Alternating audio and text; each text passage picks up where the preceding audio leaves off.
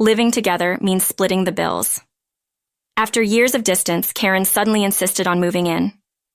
Caught off guard by her abrupt demand, the usually calm Robert was furious and proposed they split the living expenses. But Karen retorted, "What? I am letting you spend time with adorable Emma, and you want to split? If that's how you feel, you'll never see Emma again." Little did anyone know the shocking truth behind Karen's bold statement. I'm Olivia, a 60-year-old housewife. Robert retired early but got rehired at 60. It's been 2 years, and he's still working.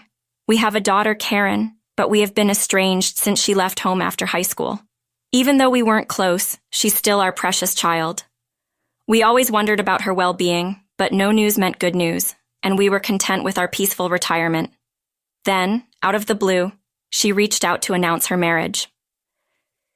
It was a surprise, but knowing someone was there to look after the self-centered Karen was reassuring. However, 5 years passed, and we started drifting apart again. One day, Karen unexpectedly called. "You're 60 now, right, Mom? It must be tough, just the two of you." "Oh, we're not that old yet. But you're aging every day, right? So I decided to move in with you. What? We're moving next week. See you then." She hung up before I could respond. I tried calling back, but her phone was off. I then tried reaching out to her husband, Thas, but he didn't answer. Karen has always been stubborn and self-centered. She believed the world revolved around her. When things didn't go her way, she would throw tantrums. We even had neighbors called the police on her. Don't cause trouble to others. We tried disciplining her, but nothing worked. Before we knew it, she left home, and we lost touch until she announced her marriage. Since Thas wasn't a delinquent, he didn't know who to turn to for advice. And by the time he realized it, it was no longer possible to mend the distance between him and Karen had left the house. I didn't hear from her for several years until it was reported that she got married. We had no idea how she lived during those years. She got married, had a child, but as an adult, she was free to make choices. That seemed kind-hearted and more reasonable than Karen. We hoped marriage would change her, but it didn't. Even as a mother, Karen remained selfish. When Robert came home from work, I told him everything. He said, "Leave it to me." True to her word, Karen arrived the next week with Thas and Emma, bringing all their belongings. I could see that they had brought in their furniture and household items and were eager to stay. She declared, "I'm taking my old room for Emma," and started setting up. Emma seemed restless, and to make matters worse, Karen took over Robert's study. Furthermore, Karen takes over Robert's study without permission. "We'll use this room," she announced, instructing Thas to move Robert's things. Thas, ever the obedient husband, complied. If a family is harmonious, that's great, but this couple seemed more like a master-servant relationship than a loving pair. Then Robert stepped in. "You can use the room you were in before, but don't you dare touch my study. Get out now." He snatched the bags they were moving and kicked Karen and her husband out. "What's your problem? You're old and retired. You don't need a study." "How can you say that? Your father is still working. I have to keep working to make ends meet. I can't afford to feed you two for free. You'll pay half for the room, utilities, and food. If you're even a day late, you're out." "Excuse me? We are offering to take care of you in your old age, and you want us to pay? We should be charging you for our help. I'm not so frail that I need a foolish daughter like you to take care of me. If you're unhappy, leave. We'll get to live with adorable Emma. What's there to complain about?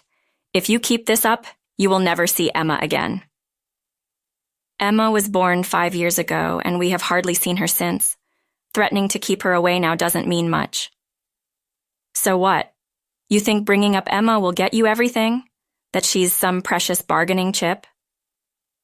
Robert's unexpected comeback left Karen speechless. It's not that we didn't have any affection for Emma. We wish Karen understood that. Since we hadn't been able to meet much before, using Emma as an example now was pointless. But Karen didn't get it. She seemed to shift her focus, accusing her own father of being a cold-hearted old man who couldn't love Emma. When asked about the real situation, Thas said the apartment they were moving to was going to be demolished due to its age. They were told to leave immediately, and it would be a big help if they could stay at Karen's parents' house. He admitted he felt pathetic, unable to afford moving expenses. Honestly, it's Karen's fault for being so self-centered and struggling financially.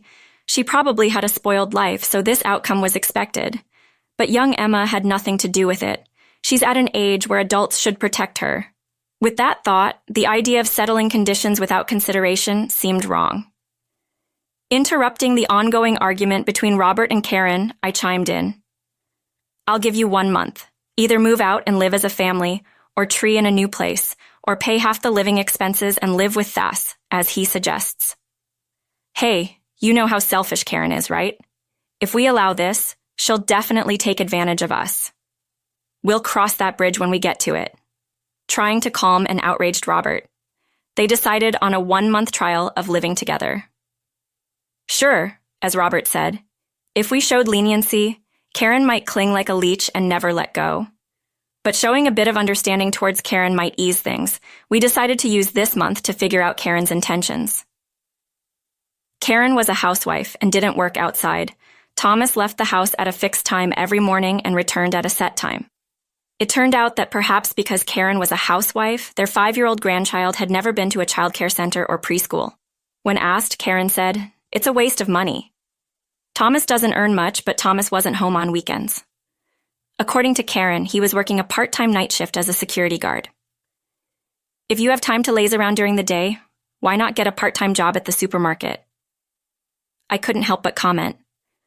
You used to laze around at home watching Korean dramas. Why should I be the only one working? Karen snapped back. Thomas always seemed thin, but since they started living together, he seemed even thinner. Was this Karen's strategy to show a weakening Thomas and gain sympathy? Determined not to fall for such tactics, we decided to just watch from the sidelines. Then one day, Emma, playing alone in the living room, suddenly said, "Mom is waiting for Grandma and Grandpa to get wake." Confused, we asked, "What do you mean?" "Well, she wants them to go to a place called Heaven," Emma explained. Karen rushed out of the room, her eyes wide in shock, and quickly covered Emma's mouth, carrying her back into the room. From inside, voices could be heard with Karen telling Emma not to say unnecessary things and to watch a video and stay quiet. Emma seemed distracted by the promise of her favorite video. Karen emerged from the room acting as if nothing had happened. "Kids say the darndest things," she said. She probably picked up that line from TV or something. But would a child say something so specific without hearing it regularly? I don't think it's a word that comes out unless you hear it on a daily basis. I suspect Karen has been talking about our assets and how she can get her hands on them. Whether Thomas knows about it is unclear, but she seemed to discuss it openly in front of Emma. "Enough with the lame excuses. Explain yourself," I demanded. "Come on, Mom, don't look so scary. It's just something a kid said." "Don't take it seriously," Karen replied. "Well, just so you know, there is no inheritance waiting for you," I added. Karen's expression changed at those words, her eyes filled with resentment. Just then, Thomas came home. It was the weekend, and he wasn't supposed to be back because of his night shift. His unexpected return clearly startled Karen. Thomas confronted her, spilling the contents of a thick envelope. "What's the meaning of this?" he demanded. I picked up one of the scattered items from the floor. It was a photo of Karen looking intimate with another man. "So, while I'm working nights, you leave our child alone to go out?" Thomas exclaimed. He explained that when they left their previous apartment, he had said goodbye to the landlord. The landlord had mentioned how living with Karen's parents would be good for Emma, which puzzled him. He later found out that Emma had been left alone at very late hours. Initially, he thought it was a one-time thing, but after moving in with Karen's parents, he noticed she was off and out during the day. Suspecting something, he hired a private investigator, resulting in the photos. "You left Emma alone while I was out for my yoga classes. I attend yoga classes once a week for my health and often go out for lunch and shopping afterward, returning home in the late afternoon," Karen confessed. The thought of Emma being left alone without lunch was heart-wrenching. "Missing one meal isn't a big deal, so while she was alone, you were dining on fancy French cuisine in a hotel?" Thomas pressed her about the affair, and I confronted her about neglecting Emma for her lover. Then Thomas revealed a shocking truth. "She's after your assets, mother-in-law. She plans to dump Emma on you and go on lavish trips with her lover," he said. Karen retorted, "You traitor! Who do you think you married? Being with a boring, straight-laced guy like you? Life is so dull. I need excitement in my life." According to Thomas's confession, Karen had passionately pursued their marriage. Aware of his own plainness, he tried his best to meet Karen's expectations. Whenever they were short on money, he took on part-time jobs. When she said she wanted to look good, he increased his night shifts. As a result, he was always working, rarely spending time at home or with Emma. Once, after being away for about half a month, Emma asked, "Who are you, mister?" She didn't recognize her own father, seeing him merely as the man who brought money. Still, Thomas obeyed Karen out of gratitude for marrying a man like him. However, the money he worked hard for was spent on lavish outings with her lover. She indulged in fine dining while not even providing a proper meal for Emma. He couldn't bear to see his child suffer for Karen's selfishness. "I didn't care if I was abundant," he said. "I decided to reveal everything for the sake of my child.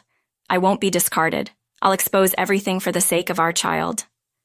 "You are not the one being discarded," Karen retorted. "You are leaving a foolish wife." "Don't you dare call me a fool," Thomas snapped back.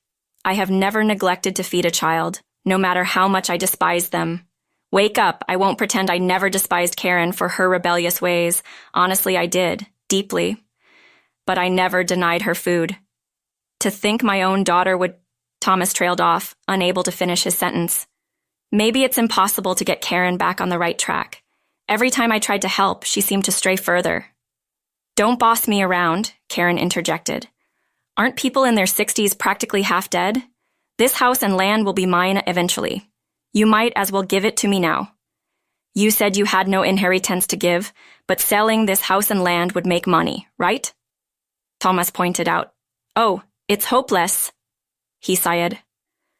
I realized wishing for Karen's rehabilitation was in vain. Robert, of course, heard about this and kicked Karen out with nothing, essentially disowning her. After being thrown out, she screamed about how all the branded items were hers, and that Thomas, who had nothing going for him but being earnest, should be grateful. She even used him. Thankfully, a neighbor reported her, and she was taken away by the police. It turned out the branded items Karen claimed were all bought with money she made Thomas earn, which she used when meeting her lover. Thomas stood his ground, not giving in. He not only divorced Karen, but also secured compensation and child support in the divorce settlement. Karen named her lover as her guarantor, but he quickly rejected her. Apparently, he coldly told her never to show her face again. He enjoyed affairs with married women and lost interest once they were no longer married.